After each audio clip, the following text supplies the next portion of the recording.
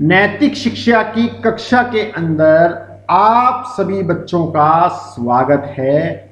प्यारे बच्चों, कक्षा 6 के लिए पाठ 6 का हम अध्ययन करेंगे और साथ में आपको प्रश्न उत्तर भी देंगे।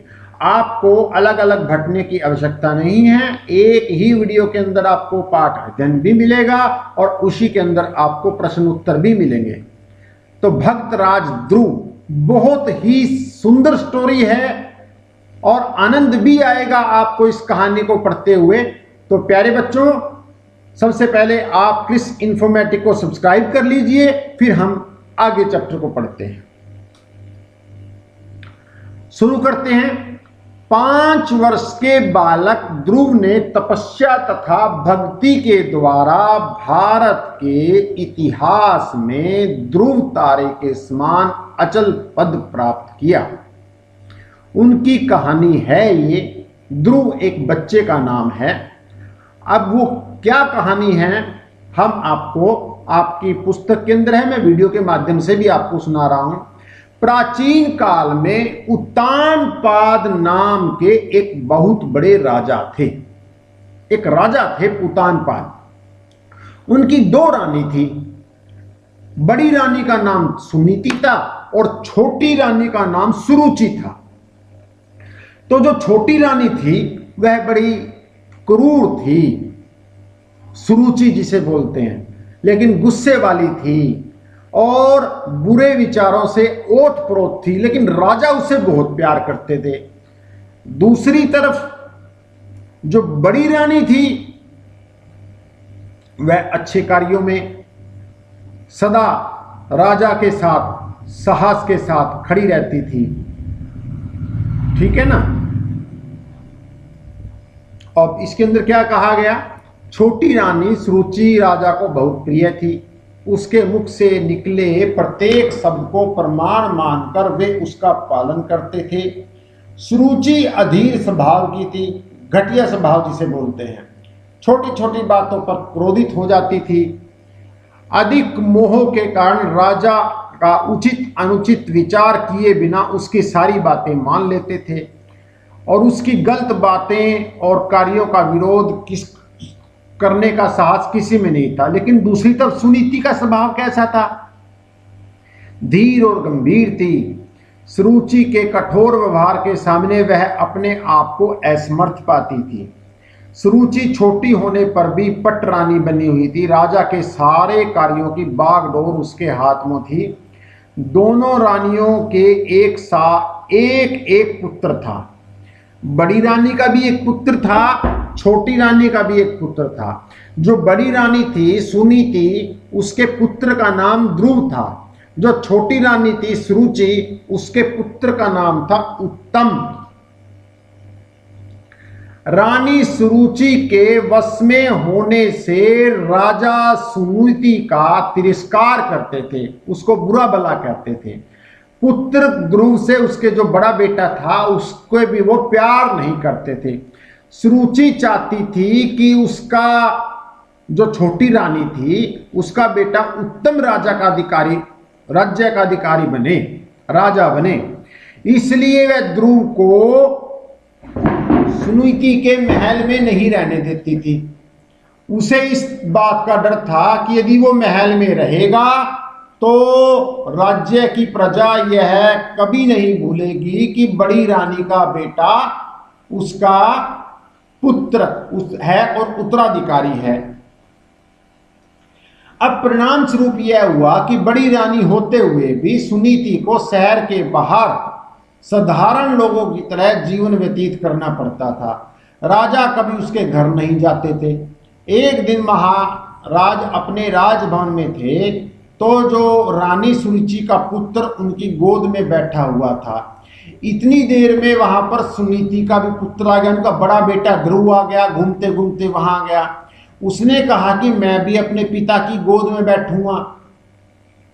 उसने उनके पास कहा, पिताजी मैं भी आपकी गोद में बैठूंगा, मुझे भी आपकी गोद में बैठना है। और उस समय जो ध्रुव था वो 5 वर्ष का था। ध्रुव के इस आग्रह को देखकर सुरुचि ईर्ष्या से परिपूर्ण हो गई, क्रोध से भर गई और बोली, हे ध्रुव, यह क्या करता है? तू मेरी सोच का बेटा है। यदि तुझे अपने पापा की गोदी में बैठना है तो अगले जन्म के अंदर मेरी कोख से जन्म ले, तब तुझे राजा की, अपने पिता की गोदी में बैठने का हक दूंगी, ये कहा। लेकिन बेचारा बालक चकित होकर अपने पिता को देखने लगा, लेकिन पिता ने भी कुछ भी नहीं कहा, उसके आंसू भी नहीं पूछे, और सीढ़ियों से उतरकर अपनी माता के पास आ गया और माता के गले लग के वह रोने लगा। लेकिन वो बड़ी समझदार थी प्यारे बच्चों, जो उसकी ध्रुव की मम्मा थी वो बहुत बड़ी समझदार थी। उसने अपने बेटे को कहा कि बेटा, तुम्हारी भी माता सुरुचि ने जो किया वो ठीक नहीं, लेकिन तू अपने पिता की गोदी में बैठ सकता है। कैसे बैठ सकता है? भगवान की कृपा से। अब भगवान की कृपा क्या होगी कि तू उनकी शरण में जाकर प्रार्थना कर। भगवान बालक ध्रुव के हृदय में माता के वचनों का बड़ा गहरा प्रभाव पड़ा और वह परमात्मा की शरण में जाने का उसने निश्चय ले लिया। और उसी दिन उस वीर बालक ने घर बार छोड़कर वन में रास्ता चल ले लिया, वन की ओर, जंगलों की ओर चल पड़ा। और रास्ते में उसको नारद मुनि मिले। उसे देखकर सब कुछ जानकर वह सोचने लगे कि छोटा सा बच्चा, 5 साल का बच्चा कैसे भगवान की तपस्या करेगा। ठीक है ना? तुम जो धन्य हो, ईश्वर का दर्शन पाने की तुम्हारे अंदर इच्छा है, वह सरल नहीं है। नारद मुनि ने बच्चे को कहा। ऋषि मुनियों ने अनेक जन्मों जन्मों तक तपस्या करके भी ईश्वर के दर्शन नहीं किए, इस कारण से तुम वापिस लौट जाओ। जैसे संसार में दूसरे लोग रहते हैं वैसे रहो, सुख दुख का अनुभव करो। जब वृद्ध हो जाओ तो वन में आकर तपस्या करना, उस समय तुम ईश्वर के दर्शन पा सकोगे। ध्रुव ने कहा, हे गुरुदेव, मैं क्षत्रिय वंश से हूं, आपकी सलाह मेरा निर्णय नहीं बदल सकती, आप मेरा मार्गदर्शन करके मुझे आशीर्वाद दीजिए। तो नारद मुनि ने ध्रुव का अटल निश्चय देखकर उसको मार्गदर्शन दिया, उसको आशीर्वाद दिया और उसको गुरु मंत्र दिया, भगवान को जपने का मंत्र दिया, जो भी गुरु मंत्र है।